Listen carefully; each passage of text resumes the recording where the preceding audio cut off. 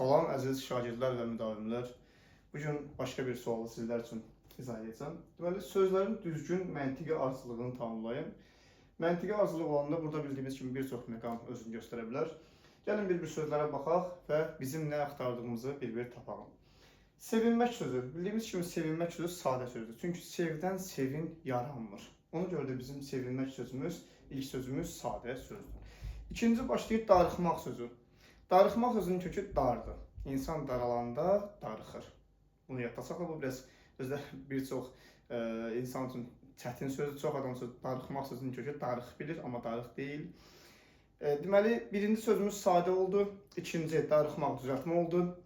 Xudahafizləşmək. Bu isə xuda və hafiz sözlərindən yaranıb istisna olan mürəkkəb sifətdir.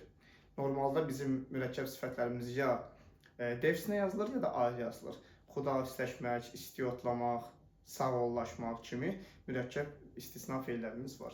Bu da mürəkkəb. Deməli bizdən nə istəyir? Sadə, düzəltmə və mürəkkəb. İndi yenidən qayıdaq soruşmaq feilinə. Soruşmaq feili təbii ki, bizdə sormaq sözü yoxdur. Ona görə də sadə feildir. Deməli bizdən sadə feil, düzəltmə feil, mürəkkəb feil və sadəni veribsə, deməli nöqtələrin yerinə bizə düzəltmə feil lazımdır. Gəlin bir baxaq. Birinci başlayır ağlayan sözü. Ağlayan sözü bildiyimiz kimi biz ağlayanla ağlağan bir-birinə bənzəyir. İkisindən sonra isim gələ bilər. Sadəcə fərq nədir? Ağlayan feil sifətdir, ağlağan nədir? Feildən düzələn sifətdir. Bunu daha rahat tapmaq istəyirsinizsə, inkarlı şəkilçisini əlavə edə bilərsiniz. Ağlayan, ağlamayan, ağlağan, ağlamağan sözü uyğun gəlmir. Amma ağlayanda rahatlıqla uyğun gəlir. Yəni inkar şəkilçisini rahatlıqla biz feil sifəti artıraraq onu da tapa bilərik. Gördüyünüz ki, birinci feil sifətdir. Sadə sözdür, getdi. Ağlağan sifətdir. Bizə sifət lazım deyil, getdi. Sağollaşmaq, bayaq dedim sağollaşmaq, bu mürəkkəbdir. Bizə bu da lazım deyil. Rastlamaq, bir çox insan bu rastlamaq sözünə çaşır. Rastlamaq deyə bizdə dilimizdə bir feil yoxdur, yəni sadə sözdür. Bu da getdi.